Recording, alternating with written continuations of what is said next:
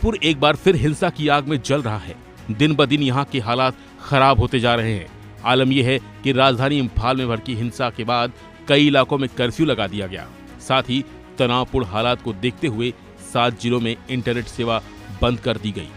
वहीं दूसरी तरफ गुस्साई भीड़ ने इस बार नेताओं और मंत्रियों को निशाना बनाते हुए 3 मंत्रियों और 6 विधायकों के घरों में आग लगा दी। को तितर बितर करने में 8 लोग घायल हो गए, लेकिन इसके बावजूद हालात नहीं सुधरे।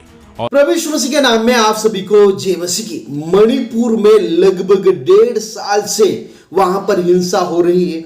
अभी भी मणिपुर में जो हिंसा है वो जारी है।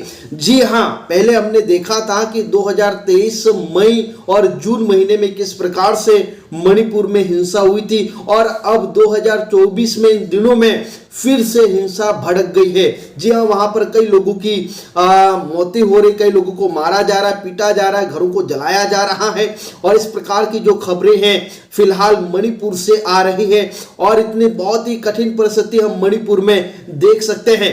तो मणिपुर में क्रिश्चियन लोग रहते हैं। जी हाँ, मैं आपको बता देना चाहता हूं कि मणिपुर में लगभग 41% मसीह लोग रहते हैं, क्रिश्चियन लोग रहते हैं। और पिछले साल में हमने देखा था कि वहां पर चर्चों को जलाया गया था, कई मसीही लोगों को मार दिया गया था, घरों को जला दिया गया था। इस प्रकार से ये खबरें हमने सुनी थी, लेकिन एक और बार फिर से मणिपुर में जो हिंसा है वो भड़क गई है।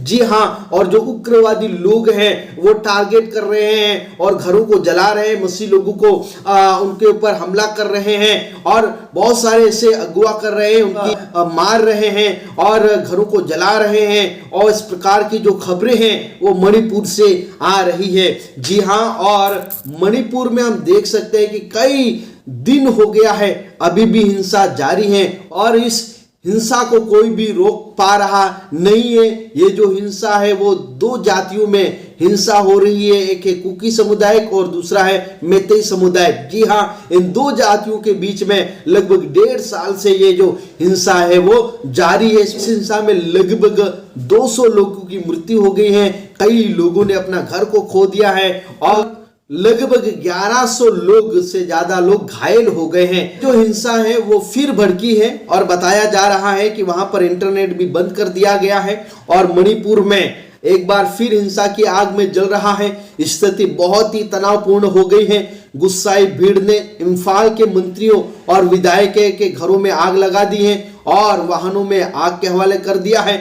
भीड़ को तितर बितर करने के लिए पुलिस ने आंसू गैस छोड़े हैं, और हालात अभी भी तनावपूर्ण है। कहा जा रहा है कि जीरी नदी में 300 मिलने के कारण लोगों में गुस्सा फूटा है, को लेकर नाराज लोगों ने मंत्री के घर को जला दिया है। बताया जा रहा है कि 23 लोगों की मौत हो गई है, और ये जो हिंसा है वो अभी तक जारी है। मेरे प्रियो, उससे पहले मणिपुर में अभी एक घटना घटी है, जो कि 15 नवंबर को एक घटना घटी थी। जी हाँ, मणिपुर में एक बहुत ही दुखद घटना घटी है, अभी 15 नवंबर को घटी है। जी हाँ, मणिपुर में एक महिला के साथ बहुत ही हैवानियत का काम किया है, और उनके साथ गलत काम किया और शरीर में कीलें ठोक दी, और फिर उनको जिंदा जला दिया गया। इस प्रकार से हम मणिपुर में देख सकते हैं। जी हाँ, उनके साथ पहले गलत काम किया गया, और जो उग्रवादी लोगों ने यहाँ तक उनके शरीर में कीलें ठोक दी, और जिंदा ही ये महिला को जला दिया गया। उसका पोस्टमार्टम करने के लिए असम राज्य में भेजा गया। जी हाँ, और पोस्टमार्टम भी नहीं कर पाए डॉक्टर, क्योंकि जो बॉडी थी वो 99% जल गई थी, और बताया जा रहा है कि उनके घर को भी जला दिया। कि जो घटना है वो मणिपुर से आ रही है। तो मेरे प्रिय, प्रभु का आगमन भी बहुत निकट है। जब हम परमेश्वर का वचन पढ़ते हैं, मैं आपको बता देना चाहता हूं, जब हम मत्ती रचित सुसमाचार उसका 24 अध्याय और 6 और 7 वचन पढ़ते हैं, वहां पर लिखा है, तुम लड़ाइयों और लड़ाइयों की चर्चा सुनोगे तो घबरा ना जाना, क्योंकि इनका होना अवश्य है, परंतु उस समय अंत ना होगा।